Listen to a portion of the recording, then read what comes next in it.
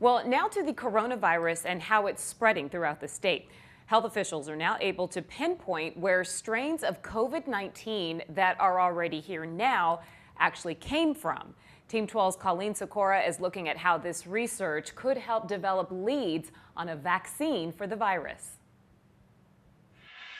Scientists from around the state are essentially looking at the RNA of the coronavirus, taking samples from patients who've tested positive to look at options to help stop the spread. As we've watched COVID-19 cases rise from China to the first positives in the United States in January to now, each has left its mark. We're trying to follow those breadcrumbs back to the source. Trails showing where the virus came from written in the genome of each COVID-19 sample, which is what the scientists in the newly formed Arizona COVID-19 Genomics Union are extracting and analyzing. You start to get this picture of how these viruses are moving, spreading, starting local epidemics. In Arizona, the scientists from TGen North, NAU, and U of A are able to pinpoint the initial January case we had from someone in the ASU community didn't spread. Instead, our main outbreak came in early March. And these genomes are telling us that before we took really extensive measures statewide,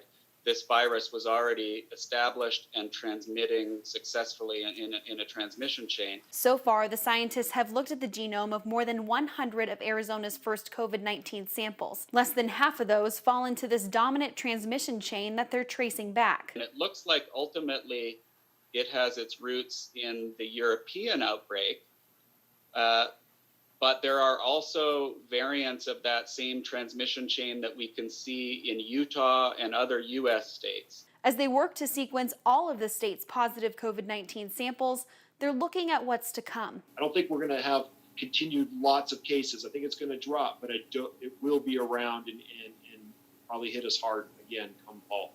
And the work they're doing can help lay the groundwork for future vaccines and other therapies. Once we have a vaccine, is it going to protect against all strains or only a portion of strains? Do we need more than one vaccine? Questions time, and looking closely at the genome will be able to answer.